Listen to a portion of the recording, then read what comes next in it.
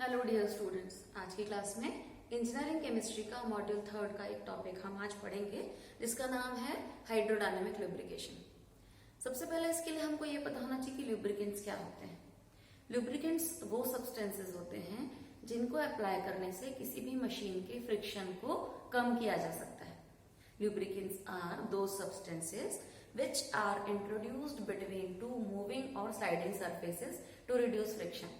Friction को कम करने के लिए मूविंग या स्लाइडिंग सरफेसेस जो होती है मशीन की, उनके बीच में लुब्रिकेंट अप्लाई किया जाता है जिससे कि दोनों के बीच में घर्षण कम हो या दोनों का फ्रिक्शन कम हो, जिससे मशीन प्रॉपरली और स्मूथली वर्क करती रहे। लुब्रिकेंट की रिक्वायरमेंट स्मूथ फंक्शनिंग के लिए, मशीन की एफिशिएंसी इंक्रीज होने के लिए, मशीन में वेयर टेयर ना हो इसके लिए, और किसी भी तरह के कोरोजन और इस तरह की प्रॉब्लम्स ना हो, इसके लिए इसका यूज किया जाता है।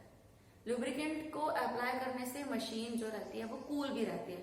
अगर मशीन में प्रॉपरली लुब्रिकेशन नहीं होगा और वो उसमें फ्रिक्शन हो रहा होगा तो उस फ्रिक्शन के कारण मशीन हॉट गर्म भी हो सकती है या टेम्परेचर राइज भी हो सकता है उस मशीन का। तो लुब्रिकेंट के एप्लीकेशन से ये मशीन ठंडी भी रहती है, मतलब कि लुब्रिकेंट कूलेंट की तरह भी काम करता है, सीलेंट की तरह भी काम करता है। मशीन के अंदर डस्ट डर्ट को एंटर होने से भी लुब्रिकेंट्स रोकते हैं। तो ये कुछ फंक्शन है कि मशीन में लुब्रिकेंट के एप्लीकेशन से क्या क्या हो सकता है। What are the function of lubricants. हमारा टॉपिक है, मेन टॉपिक जो आज हम डिस्कस करने वाले हैं वो है mechanism of lubrication. Mechanism of lubrication में हम पढ़ेंगे कि किस तरीके से किसी भी लुब्रिकेंट की एप्लीकेशन की जाती है। अगर लिक्विड लुब्रिकेंट है तो उसको कैसे मशीन में लगाया जाएगा, अगर सेमी सॉलिड स्टेट में है लुब्रिकेंट तो उसकी एप्लीकेशन किस तरीके से होगी, और अगर वो सॉलिड स्टेट में है तो वो कैसे अप्लाई किया जाएगा। इसके अलावा किस तरह की मशीनरी में किस प्रकार की लुब्रिकेशन मैकेनिज्म की रिक्वायरमेंट है या किस तरह की लुब्रिकेंट की एप्लीकेशन की रिक्वायरमेंट है। मैकेनिज्म 3 प्रकार की होती हैं लुब्रिकेंट्स की। मैकेनिज्म 3 टाइप्स की होती हैं। फर्स्ट टाइप है हाइड्रोडायनेमिक लुब्रिकेशन। हाइड्रोडायनेमिक लुब्रिकेशन को ही थिक फिल्म लुब्रिकेशन या फ्लूइड फिल्म लुब्रिकेशन भी कहते हैं। ये दोनों नाम भी इसके हैं, आपको तीनों नाम याद रखना होंगे। Hydrodynamic lubrication, thick film lubrication और फ्लूइड फिल्म लुब्रिकेशन। 3 में से किसी भी नाम से ये क्वेश्चन पूछा जा सकता है। फ्लूइड वर्ड से क्लियर है हमको यहाँ पर कि लुब्रिकेशन जो किया जाएगा that is in the form of liquid, मतलब कि यहाँ पर जो लुब्रिकेंट अप्लाई किया जाएगा वो लिक्विड स्टेट में होगा। तो यहाँ पर हाइड्रोकार्बन ऑयल्स जो होते हैं उनको यूज किया जाता है एज ए लुब्रिकेंट, जो कि हम इसके नाम से समझ पा रहे हैं।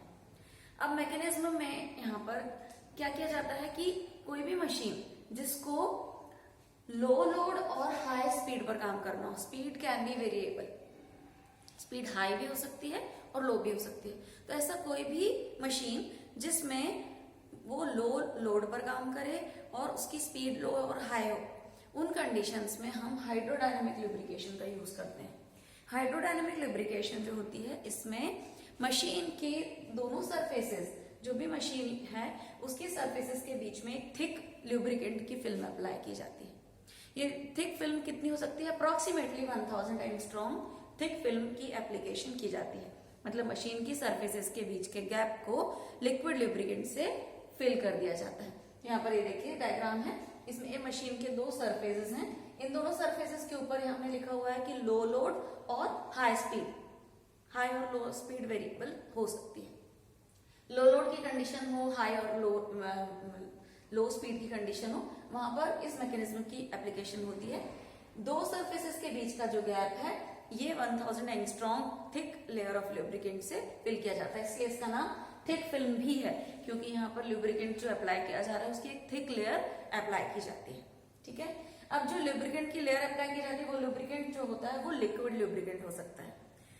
यहाँ पर क्योंकि मशीन वर्किंग के वक्त पर थोड़ा बहुत टेम्परेचर भी गेन करती है, उसका टेम्परेचर भी बढ़ता है, इसलिए जो लुब्रिकेंट अप्लाई किया जाता है वो लुब्रिकेंट अपनी पोजीशन पर विथस्टैंड रहे, वहां से मूव ना करे, गर्म होने से पिघल के ना बहे, उसकी विस्कोसिटी कांस्टेंट रहे।